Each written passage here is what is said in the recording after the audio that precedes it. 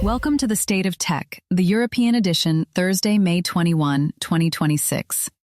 I'm Samantha Lawrence. And I'm Bob Russell. Today, Meta cuts 8,000 jobs to pour cash into AI. Alibaba launches a full new AI stack with its own chips. A clever new method that could shave millions off training big AI models. Samsung dodges a massive chip strike at the last minute. Two of the world's biggest banks tell staff to make peace with AI. And Western Digital ships hard drives built to survive quantum hackers. Let's start with Meta. Meta is cutting around 8,000 jobs, about 10% of its global headcount. Mark Zuckerberg sent an internal memo framing it as a reallocation of capital toward artificial intelligence, and he told remaining staff there won't be another broad round of cuts this year. This is the biggest reduction at Meta since the 22 and 23 layoffs. The pain falls mostly on corporate support, recruiting, and marketing. Engineering and AI teams are largely shielded because that's where the money is going. And the message to the rest of Silicon Valley is loud and clear. We've now seen Meta, Google, and Microsoft all trim non-AI functions in the same quarter. The new rule seems to be, if your job isn't building or selling AI, you're vulnerable. It also tells you something about where Meta thinks the next 10 years of revenue come from. They're betting that AI-powered ads, AI assistants in WhatsApp and Instagram, and the agent economy will more than cover the cost of those data centers. Which is a huge bet. Meta's capital spending is now north of $70 billion a year, mostly on chips and cooling. That money has to come from somewhere, and clearly the answer is from the headcount. Workers in those eliminated roles aren't going to retrain into AI researchers overnight. So you get this awkward gap where companies say AI creates jobs, but the jobs it creates need PhDs, and the ones it cuts don't. For Europe specifically, Meta has big offices in Dublin, London, and Paris. Recruiting and marketing teams in those hubs are right in the firing line, and Dublin in particular has been here before with the 22-23 round. And it lands at an awkward time politically. Brussels has been pushing Meta hard on the Digital Services Act and on AI transparency. Cutting trust and safety-adjacent roles while spending more on generative AI is exactly the combination regulators worry about. European workers who do get laid off also have stronger protections than their American colleagues, so expect this to play out slowly with works councils and consultations. The 8,000 number is global, but the European chunk will take months to land. Over to China. Alibaba has rolled out a top-to-bottom overhaul of its AI offering. There's a new flagship language model called Qwen 3.7 Max, a new training and inference chip from its in-house semiconductor arm, and a new server design built for running AI agents at scale. The chip part is the real story. Alibaba's T-Head subsidiary now has its own AI processor, plus its own software stack to run on it. That's Alibaba saying, we don't want to depend on NVIDIA, and given the US export rules, we can't anyway. And the model itself is pitched at what Alibaba calls agentic work, meaning AI that doesn't just answer a question, but actually carries out tasks across software, like writing code, running tests, and finishing a long project step by step. It's the same pitch we hear from OpenAI and Anthropic, but Alibaba is targeting Asian and emerging market customers who want a cheaper alternative and don't want their data sitting on American servers. The combination matters. If you control the chip, the cloud, and the model, you can undercut Western rivals on price and lock customers in. That's the playbook Huawei is running in telecoms, and now Alibaba is running it in AI. For European businesses, this is a real choice. If you want generative AI that isn't routed through American hyperscalers, Qwen is now genuinely competitive.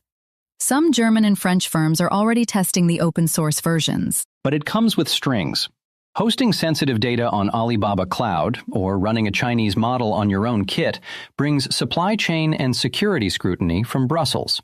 Expect the EU AI office to take a closer look at deployments at scale. Quick interruption. If you listen to The State of Tech regularly, hit that like button and subscribe. That way you'll never miss an episode.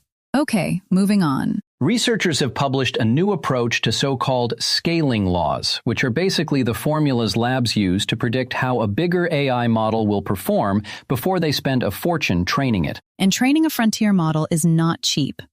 We're talking up to $1 billion per attempt for the biggest systems.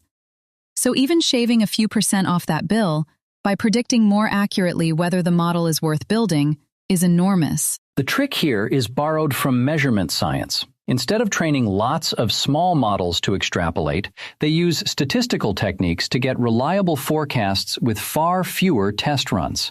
Less compute, less electricity, less risk. It also lowers the barrier slightly for smaller players.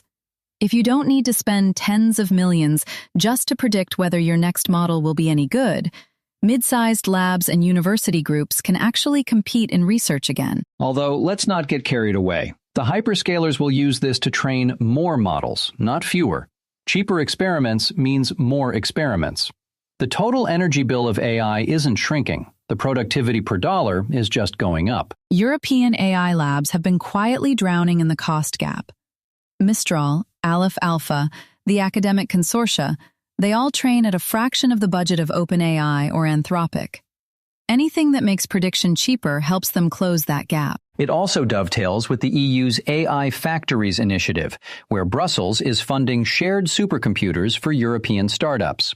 If those startups can stretch their compute further, the public money goes further too.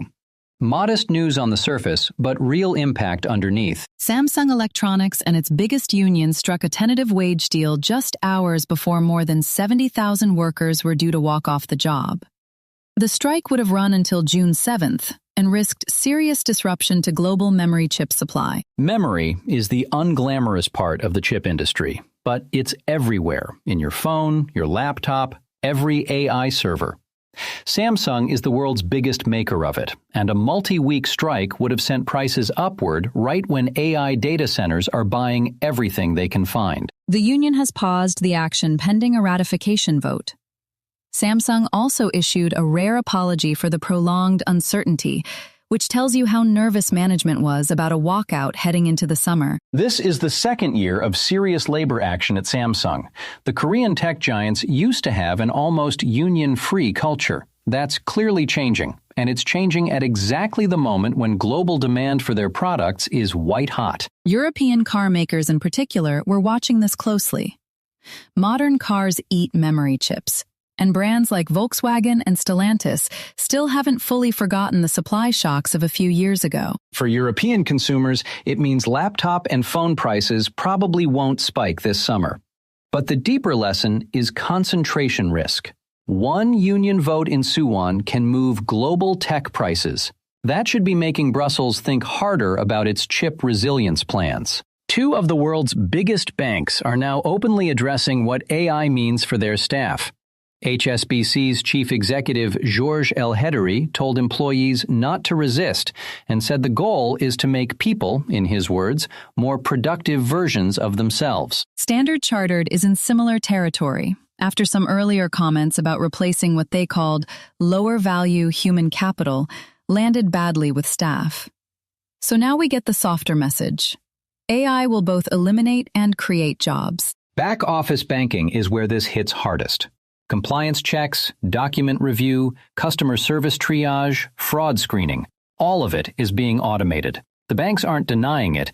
They're just trying to manage how staff hear about it. And the wording matters. Calling people lower-value human capital is the kind of phrase that ends up in a union pamphlet very quickly. The fact that CEOs are now actively coaching their language tells you this is a sensitive moment internally. It's also a recognition that you can't just buy the AI and fire the staff. You need people who know your processes to actually deploy these tools. So the banks are walking a line between cost-cutting and keeping institutional knowledge in the building. European banks are in the same position, but with very different rules. Works councils, collective bargaining, and strict redundancy procedures mean the same restructuring takes years, not months. That's a break.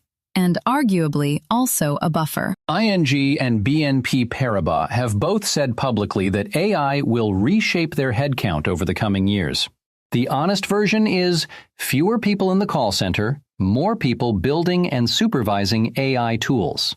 Whether the same humans can make that jump is the real question. Time for 2 things you can actually do something with today.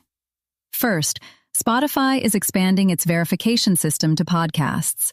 You'll start seeing green verified badges on shows that the platform has confidently checked out. It's the same idea as the blue tick on social media, but aimed at a real problem. Spotify is being flooded with AI-generated podcasts, including fake shows that clone real hosts' voices. The badge is meant to help listeners tell the genuine ones apart. To get verified, a show has to clear a few hurdles: real listener engagement, no policy violations, and what Spotify calls audience authenticity, which is a polite way of saying no bots streaming your own podcast to game the numbers. They're also banning unauthorized AI voice clones. So if someone spins up a fake show using your voice without permission, Spotify says it will take it down. Whether that actually works at scale is a different question, but the policy is now on paper. For listeners, the practical thing is simple. Over the next few months, when you open Spotify and look at a podcast, glance at the show page. If there's a green check, it's been reviewed. If there isn't, especially on a brand new show with a familiar-sounding host, be a bit skeptical. And if you make a podcast yourself, it's worth checking Spotify's creator dashboard in the coming weeks for verification options. The rollout starts small, but they've said it will expand. Getting in early might help you stand out from the AI noise. Second find, and this one is for the slightly nerdier listener. Western Digital has launched a new line of ultra-star hard drives built with post-quantum encryption.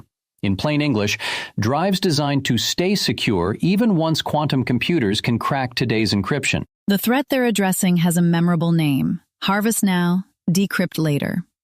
The idea is that attackers steal encrypted data today, sit on it, and wait until quantum computers are powerful enough to crack it open in 5 or 10 years. The encryption methods in these new drives are based on standards approved by the U.S. National Institute of Standards and Technology. So they're not experimental. They're the official next-generation algorithms that governments and big enterprises will be moving to anyway. Western Digital also flagged a second risk: tampered firmware updates. If a quantum-capable attacker can forge the signature on a firmware update, they can push malicious code straight into your storage. The new drives are designed to refuse anything that isn't properly signed. For most listeners, you're not going to buy one of these for your home PC. They're for data centers and businesses. But if your company stores sensitive records that need to stay secret for a decade or more, medical, legal, government, this is the kind of upgrade IT teams will be quietly planning this year. So today we covered Meta's 8,000 AI-driven job cuts, Alibaba's new homegrown AI stack, a smarter, cheaper way to train big models, Samsung dodging a chip strike, banks telling staff to embrace AI, and 2 practical finds: Spotify verifying podcasts and Western Digital's quantum-proof hard drives. Want to know more or react? Visit stateoftech.eu or email us at info@doorzetters.net. State of Tech, the tech world in 15 minutes.